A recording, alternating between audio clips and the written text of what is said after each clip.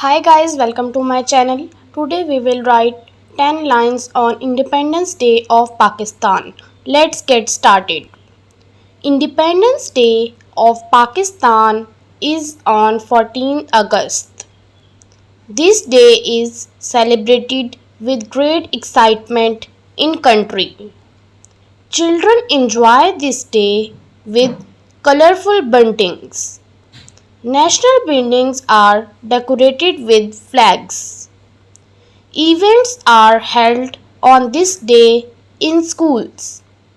Every Pakistani seems to be happy on this day.